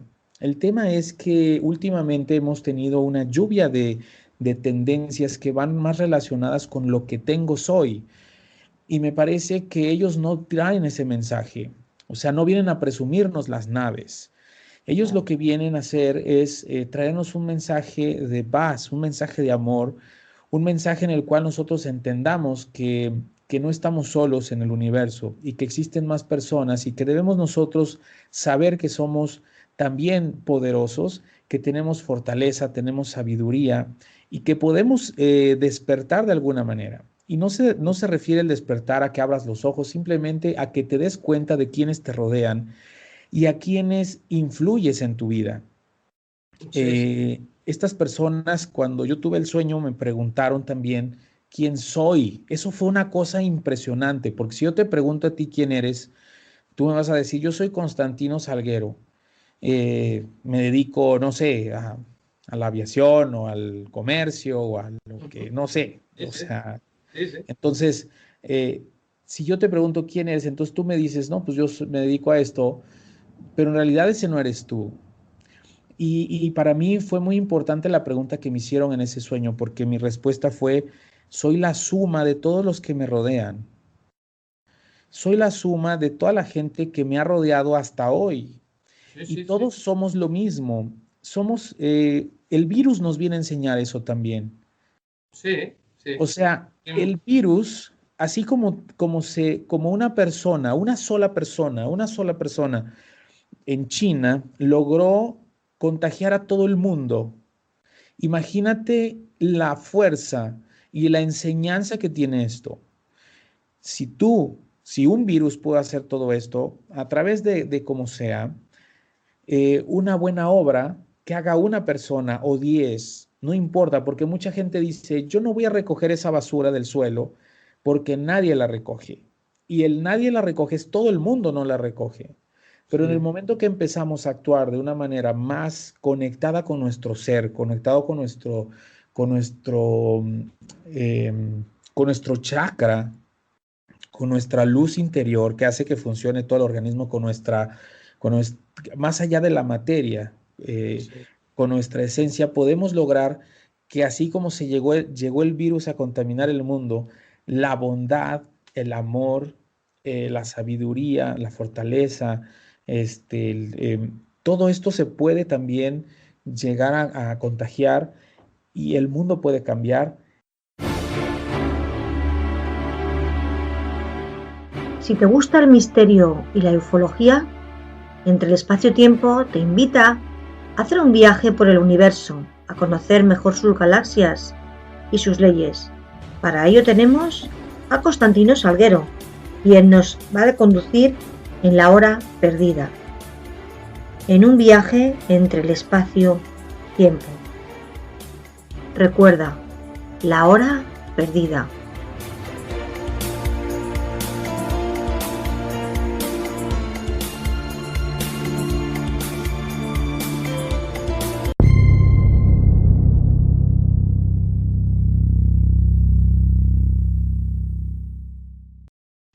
Una cosa que te iba a preguntar. Sí. ¿Tú has vuelto a tener más encuentros de algún tipo con naves? O sea, que hayas vuelto a ver ese tipo de aparatos que viste en el aire, ¿los has vuelto a ver o fue solamente ese día, hace 4 años? No, fíjate que ese tipo de aparatos no lo vi, no fue hace más años, ¿eh? Yo creo que fue por ahí del 2014, 2014, por ahí así. El tema es que más que ver, es sentido más. O sea, los cambios en mi vida han sido muy diferentes. He entendido el comportamiento de los demás sobre lo que yo pienso que deben de hacer los demás. Muchas veces nosotros queremos que las personas actúen en base a nuestros pensamientos, pero cuando logramos entender cómo funcionan los demás, vamos a poder entender cómo funciona la vida, cómo funcionan los seres vivos, cómo funciona la naturaleza, cómo funciona nuestro entorno y cómo funciona el mundo. En el momento que entendamos cómo funciona el mundo y cómo funcionan nuestros semejantes, vamos a poder entender el por qué ellos están aquí. Ellos saben, ellos están dentro de nosotros, están constantemente escuchándonos, están constantemente observándonos y saben que no estamos preparados para algo así. Saben que la preparación de nosotros va a ir en cuanto nosotros tengamos más niveles de conciencia. Y por eso es que han tocado muchísimas personas y les han dado la sabiduría para poder mostrar un poco de lo que saben. Yo no me siento ni el más sabio, ni voy a estar, yo voy a hacer lo propio a lo que me corresponde a mí y lo que tenga yo a mi alrededor. Entonces tú piensas que esa experiencia y esa serie de sueños más o menos hacen en ti como una especie de elegido, ¿no? Por así decirlo, por ellos. Mira, yo no sé en realidad, porque no podría yo decir que en realidad fue una experiencia para que yo aprendiera tal cosa, pero sí me tocó una fibra muy sensible en el sentido que cuando vi eso, pasó por mi mente y por mi corazón muchas cosas. En primera, el cerebro me empezó a decir, eso no es posible. O sea, sí, cuando estabas con las naves arriba, ¿no? Que cuando te asomaste, ¿no? Por la ventana. Sí, y fueron 4 minutos, o sea, fue mucho tiempo, 4 o 5 minutos de verlos, de observarlos. Por mi cabeza pasaron muchos pensamientos. Solamente sacaste una fotografía. Las demás salieron oscuras. No pude tomar las fotos bien porque te digo que mi lente no enfocaba, pero había una grandísima, que después me dijeron algunos amigos que era como la madre nodriza o la gran, no sé, no entiendo mucho el tema. Te soy sincero, yo ni siquiera formo parte de un tema que sea en el cual yo tenga la experiencia, ¿me explico? Fue una vivencia que tuve, fue un tema que para mí fue importante, que me marcó mi vida, que con eso he estado compartiendo a la gente que a lo mejor tiene la mente un poco más abierta, pero bueno, habrá gente que no lo crea y es muy respetable, ¿no? No, sí, es que a mí en mi caso, por ejemplo, me ha pasado contigo, que yo pensaba, digo, porque es que me ha pasado con otras personas, por eso te digo que eres un caballero, que me estás aceptando la entrevista y yo ya pensaba que no me la ibas a hacer. A mí me ha pasado con otras personas que dicen, venga, me enseñan una fotografía y a la hora de hacerle la entrevista se echan para atrás, o sea, te hacen moverte y tú ves a las personas y ahora que te estoy oyendo, vamos, que perfectamente, vamos, me pareces un caballero, que yo pensaba que... Y por eso te digo, hay que conocer a las personas y me ha gustado, Y de hecho, cuando te he escrito el Messenger, te lo he puesto, el último mensaje, digo, vamos, que he pensado que me estabas engañando, sinceramente.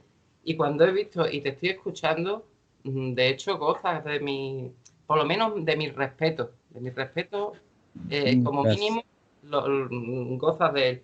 Y tu caso se está viralizando mucho en España, en España. Y claro, a mí me preguntan, porque yo sí me muevo con gente que se dedica a esto, me vienen y me preguntan, desde luego, tu caso lo vamos a estudiar y lo vamos a analizar y las fotografías todavía no las he mandado a analizar, las iba a mandar a analizar, las voy a mandar a analizar.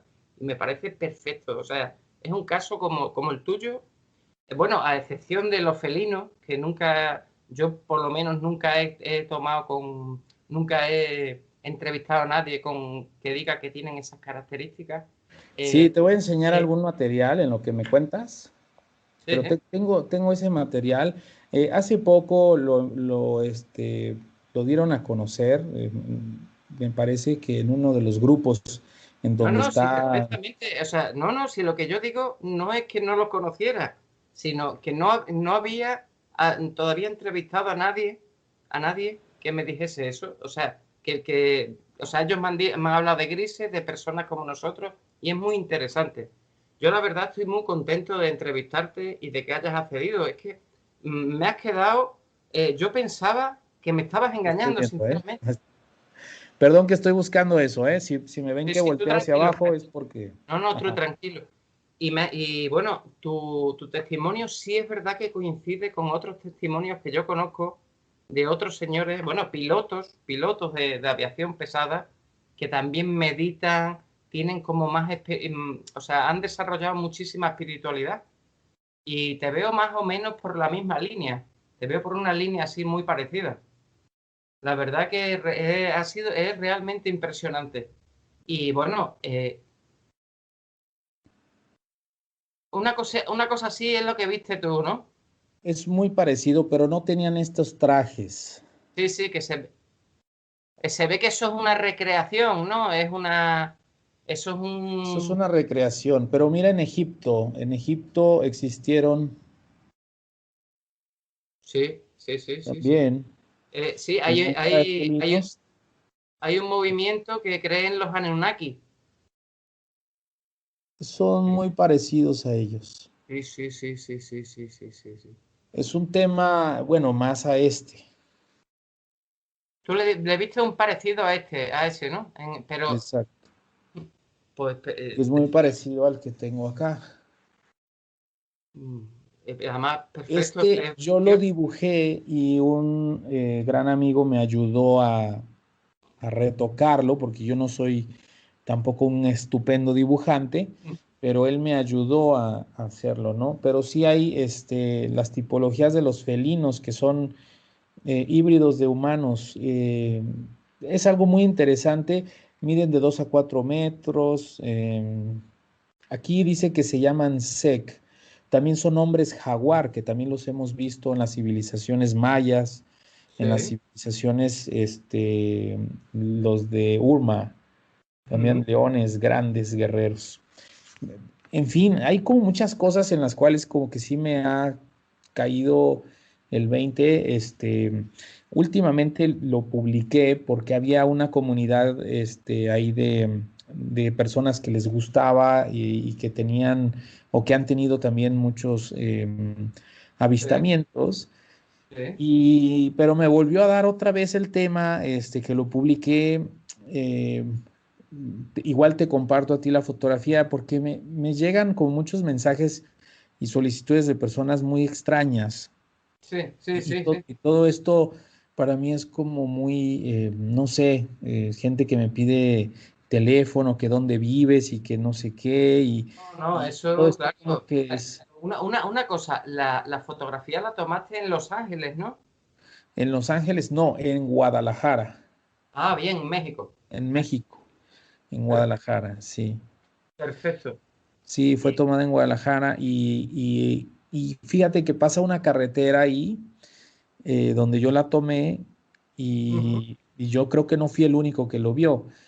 Yo creo que sí hubo más personas que lo vieron. Fue un espectáculo impresionante, o sea, con eso me quedó callada la boca de yo decir que no existía, que eso era pura babosada, que no, o sea, de verdad para mí fue una experiencia impresionante y Pues, me quedé con una gran visión de lo que significa para ellos el hecho de que nosotros tomemos conciencia, porque ellos no pueden venir a profesar aquí, no pueden bajar de la nave y decirles, oigan, pongan atención a esto, porque ahora, todavía nuestro cerebro y nuestras creencias y todo lo que tenemos en la cabeza no da para entender lo que ellos quieren o tratan de hacer.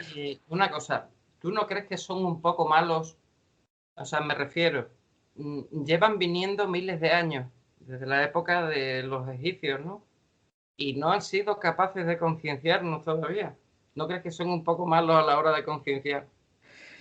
Mira, el problema es que nosotros somos los malos para abrir nuestra mente.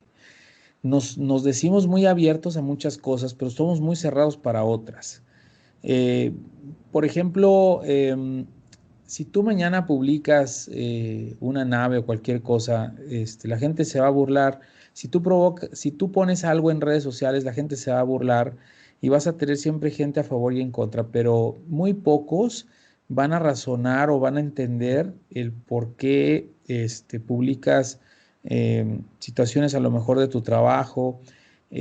todavía nos reímos de nosotros y de las cosas que nos suceden. Por lo menos aquí en México y en Latinoamérica, somos muy dados a reírnos de los acontecimientos y tragedias. Lo tomamos a bien, pero no estamos listos. Mira, y este es un gran ejemplo. El tema del virus que tenemos ahora como pandemia, podría yo preguntar si no es un gran ejemplo para entender qué tanto se ha desafiado la información real. ¿Cuántas cosas has leído de acerca del virus que la gente no entiende y que la gente también ha inventado? Y lo mismo pasa. Este es un ejemplo de qué pasaría si bajara un ovni o un extraterrestre a la Tierra. Es lo mismo que el virus. Lo primero que va a pasar es que la gente va a tener miedo, se va a encerrar. Eso es lo primero que vamos a hacer todos. Y después vamos a empezar a salir a burlarnos de lo que nos pasa, a pesar de la tragedia, que es muy difícil. Pero ha habido chistes, ha habido cosas, información muy mal del tema del virus. Yo soy una persona muy seria, muy seria. Yo, en eso que me estás diciendo que ha habido chistes, pero por ambas partes, tanto por el que entrevista, tanto como por el supuesto contactado, ¿no? A mí me ha pasado de que yo he ido, me han mandado fotografías que yo no, me las mandan a mí. Oye, pues mira si investigas esto. Investigo, venga, voy a entrevistarlo. Y me hacen la 13-14, como decimos aquí en España. Venga, quedamos tal día. Vas a llamarlo, nada, te van retrasando y a la hora, y te tienen a lo mejor sin horas. Y cuando vas a hablar, te dicen una tontería y te cuelgan. Por eso te digo, es ambas partes. También contactado, por eso yo me he enfadado, digo, pensaba al principio, digo, este hombre, digo, que no te conocía, la verdad. Digo, no pasa nada. Además te lo he puesto hasta por Messenger, digo, se está riendo de mí. Y es que ya lo han hecho otras personas. Entonces, con eso que me estás diciendo, la maldad es impresa en el ser humano. Nosotros somos malos. O sea, hay gente que es más mala unos que otros, con más grado de maldad, pero es impreso. Yo personalmente no pienso yo pienso que existen. Soy muy escéptico, pero pienso que existen. Ahora, cuando dicen concienciar, no creo que vengan a concienciar. O cuando dicen un mensaje, yo he hablado con otros supuestos contactados, ¿no? Que se creen emisarios, da un mensaje, no lo veo. Sin embargo, yo veo que esto es muy real, es un fenómeno que existe y que a las personas que les ha pasado realmente, ellos tienen una percepción como la que estás teniendo tú ahora mismo. Uno, por la espiritualidad, empiezan a hacer yoga. No eres el primero, yo ya he hablado con muchos que hablan de viajes astrales, hablan de un montón de cosas. Otros que, bueno, te dicen que han tenido una experiencia y no te dicen más. O sea, te dicen, he tenido esto, y ya la humanidad no está preparada, ¿no? Que en realidad, bueno, también puede ser, pero es un poquito que hay que ser un poco recíproco. Pero yo, al contarme tú la historia, la verdad es que tienes muchos puntos en común con otras historias de personas que les ha pasado. Aunque no sean con forma felina, tienen muchísimos puntos en común. Por eso te Casi digo. No hablan. Ellos no hablan en realidad. Y la voz, porque cuando hacen telepatía, la voz que tú escuchas es como tu propia voz. O sea, no escuchas una voz de un monstruo, no escuchas la voz de un robot, no escuchas la voz es tu propia voz interpretada por ellos hacia ti. ¿Sí? Entonces, no sé si ellos me están enviando ese mensaje o yo mismo lo estoy generando. Porque finalmente nosotros somos hijos de Dios. Finalmente, de donde nosotros vengamos, tenemos las mismas capacidades. Sin embargo, es que esta ceguera que nos da, y es a lo que iba, el tema de estar ciegos y de no despertar, es que hay tantas cosas que nos han invadido la mente. Las sociedades nos han dicho que nosotros tenemos que ser mejores que los demás por tener ciertas cosas materiales que te puede hacer diferente. Pero incluso hay unos seres que son casi todos iguales, y se visten igual y tienen las mismas características y son muy avanzados, los acturianos. Ellos están más conectados son los que protegen, hasta donde yo he leído, después que investigué, son los que protegen la tierra. Y ellos son todos iguales y a ellos les va bien eso. No quiere decir que todos seamos iguales acá, somos diferentes. Incluso me atrevo a decir que muchos vienen de otras civilizaciones que estamos aquí, todos tenemos características físicas distintas, tanto la gente que vive en Oriente como la gente que vive en Estados Unidos o son americanos, como todo el tipo de piel que existe en el mundo. Y los japoneses, y bueno, están también los que son más altos, los que son más delgados, Sí, etcétera. como hay razas, como es que no solamente va a haber una raza de extraterrestres, habrá miles, Habrá muchísimas. Y tantas como el aquí en universo. nuestro mundo hay una combinación de todas ellas. ¿Me explico? También tenemos leones y tenemos perros. O sea, ¿no te has imaginado de que los insectos vienen también de otro lugar y que los felinos y que los osos y que los delfines y todos los seres marinos y que los seres que vuelan, todos estamos aquí? Eso no nos espanta. ¿No te espanta ver un ave porque no se parece a ti, pero Sí, sí. puede volar y tú no? ¿No te espanta ver un león, por las características físicas que tiene, o un oso, o un delfín que puede? Los vemos como animales y el ser humano los denominó como animales. O sea, dijo, ellos son animales, nosotros somos seres humanos, nosotros somos los buena onda, los chingones, como dijéramos en México, y ellos no. Ellos van a depender de nosotros. Sí, claro, todos dependemos de todos, porque en el momento que se extingan las abejas, la humanidad se extingue en una semana. Sí, sí, eso está claro. Eso está claro. Entonces, todos somos importantes en el planeta. Lo que sí es importante es que, bueno, los seres humanos, tenemos más, nos dieron la capacidad de entender mejor a todas las demás especies. Por eso es que nosotros estamos más acercados a los que denominamos Anunnakis o a los acturianos, Sí. porque de alguna u otra manera, digo, yo no digo que los grises tampoco, pero ellos, cada una de las razas tiene misiones diferentes. Y somos como un pequeño, no experimento, sino una forma de vida distinta. Y lo que hasta donde yo he leído y la gente con la que he contactado, me parece que todo lo que ellos quieren decirnos es: sé consciente de dónde estás, sé consciente de lo que pisas, sé consciente de lo Sí. que hablas y sé Que consciente de, tú de tienes tus tú actos. piensas, tú piensas que dan un mensaje, ¿no? De que seamos mejores personas en realidad, ¿no? De que nos valoremos y que seamos mejores personas. Ese es Pero el mensaje que tú percibes, ¿no? es lo que yo percibí, pero más allá de ser mejor persona, porque eso de ser persona es como muy abierto, porque a lo Ujú. mejor puedes decir, no, pues yo sí soy buena persona, en realidad no hago, no, es crear conciencia sobre lo que te rodea. Es decir, valorar todas aquellas cosas que te hagan feliz y que no cuesten. Valorar esa puesta de sol todos los días y agradecerle a Dios y agradecer al universo que estás viéndolo con estos ojos, Estás vivo, y vamos. agradecer el aire. Mira que mucha gente hoy, con el tema del coronavirus, que es una pena, que han fallecido, han anhelado algo que es totalmente gratis, que es el aire. Y han muerto anhelando algo que era gratis. Y tuvieron a lo mejor tal vez todo o tal vez nada, dependiendo de la situación económica, pero eso que nosotros tenemos y entendemos todos los días como el aire que respiramos, es importantísimo que lo valoremos. Es valorar, es amar lo que tenemos a nuestro alrededor, amar a nuestros hijos, nuestros padres. Empecemos por allí y empezar a encauzar con nuestros actos el ejemplo a los demás de lo que somos en realidad.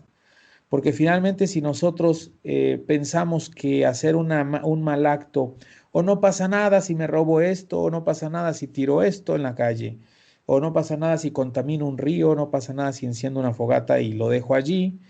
El tema es que, como el virus, una sola persona contaminó todo el mundo. Un solo acto de un ser humano nos regresa mentalmente muchos años. O sea, tenemos que valorar eso, las vibraciones, tenemos que valorar la meditación. Sí. Tenemos la capacidad de meditar y de conectarnos entre nosotros y tener la capacidad incluso hasta de tener telepatías y muchas cosas que una gente que no se ha preocupado por entender. Mira, todas estas personas que muchas veces pensamos es que es un ignorante, es que es un grosero, porque hay muchos haters en redes sociales que se meten a insultar a las personas sin un motivo. Simplemente lo hacen y es muy respetable, a pesar de que son muy insultantes, es muy respetable, porque tuvieron una vida con alguien que no los crió o que no los ayudó a entender la vida.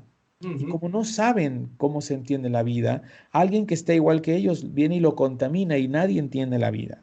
Y nadie entiende el por qué estamos acá y nadie entiende el por qué, cuál es la misión de todos. ¿Y tú crees que ellos se aparecen para encaminarnos, para que entendamos lo que es la vida, ¿no?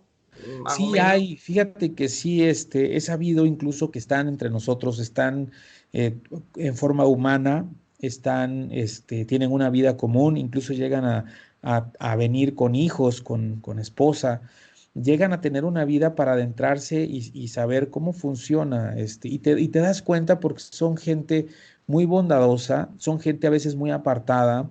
Yo no tengo el gusto de conocerlos, yo todo por las lecturas que he tenido y por las personas con las que yo también me he entrevistado y me han dicho es que están entre nosotros y existen de todos tamaños. Hay unos muy altos, muy altos, muy altos, que están entre los árboles, los puedes ver, hay muchas fotografías incluso, o hay unos muy pequeñitos que también son como duendes, que aquí le llaman duendes, ¿no? Aquí en México, ¿no? En México, sí, en México le llaman duendes. En España también, ¿eh? En España también. Tienen muchos nombres, ¿no? Chaneques, duendes, elfos, en fin.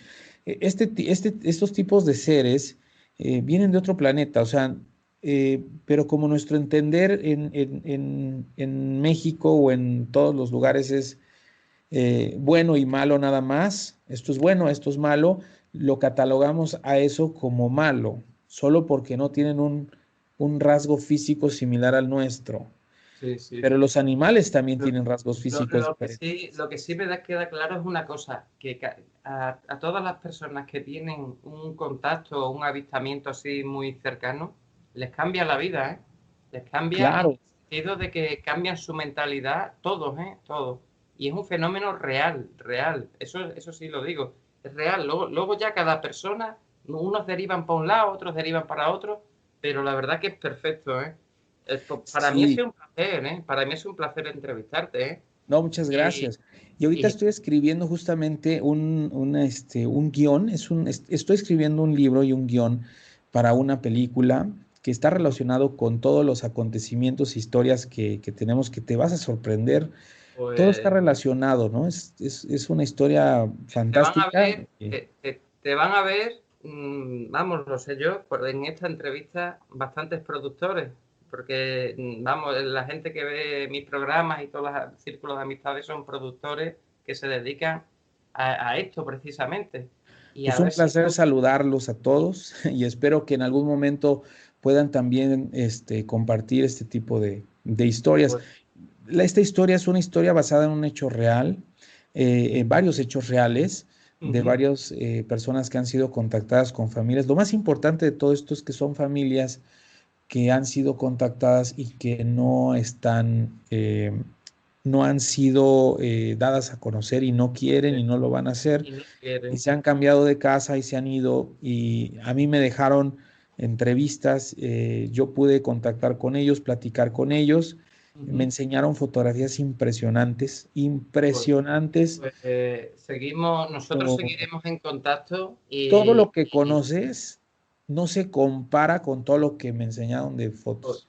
Pues seguiremos nosotros dos en contacto y si tienes algo así de valor, mándamelo y vamos, seguro que yo te digo a ti que se va a ver y además gente seria que se dedica a esto. Bueno, conoces a D-Max, ¿no? Canal D-Max. conoces? D-Max, no tengo el gusto de Canal de conocer. aquí es un canal bastante bueno, además es internacional. Ok, D-Max, ya lo voy a ver, D-Max. el canal Historia, ¿lo conoces? El History, claro. History también, hay productores del History que los tengo, vamos, los tengo y que me siguen y hablo yo con ellos habitualmente y esto lo Perfecto. van a ver ellos, lógicamente. Yo solamente, bueno, pues ya prácticamente ya vamos a ir concluyendo la entrevista. Me ha encantado conocerte, me ha encantado Placer. conocerte y bueno, esto va a salir en mi sección La Hora Perdida, que se emitirá en radio. Y Muy bueno, bien. tú estás en México, yo en España, te saludo. Muchísimas gracias, Un muchísimas placer. gracias por aceptar la entrevista. Y bueno, la verdad, muy amable. Espero que te guste el programa cuando lo emitan. Te lo mandaré. Con mucho gusto y quiero saludar a toda la gente de España, de Valencia, está cerca de Valencia. Yo Ujú. tengo el placer de haber conocido Madrid, de haber conocido, y bueno, pues yo también he trabajado con Discovery, con algunos canales de televisión. De hecho, soy productor y estudié cine en Los Ángeles, y me ha sorprendido mucho todo lo que he tenido de historias reales, pero lo vamos a canalizar. Este tipo de historia no va a ser una historia de terror, sino va a ser una historia tampoco de drama. Es una historia que de verdad nos va a abrir mucho los ojos. Ojalá que la gente lo vea y los que quieran creer que crean y los que No, no, no, lo se van a les ver. deja ahí de tarea. Ya te digo yo que lo van a ver porque suele verse, vamos, yo soy una persona que me ven bastante gente. Solamente tienes que poner mi nombre y mi apellido en Google y verás cómo Ahí lo salgo en vamos a infinidad poner. de programas. Pues la verdad que ha sido un placer. Sí, cuando Eh, esté la película lista, yo también te aviso. Esperamos grabar este año. Cuando empecemos a grabar cualquier cosa, te mando también información. Encantado. Y vamos a estar pendientes de todo lo que sucede y te invitaré a la premier para que vengas a la Pues muy aquí a amable, México. yo aceptaré, muy amable. Muchísimas gracias. Pues bueno, Milos, esto ha sido todo. Bueno, compañeros, para los que vean el programa Entre Espacio y Tiempo, buenas noches. Buenas noches, Rosario.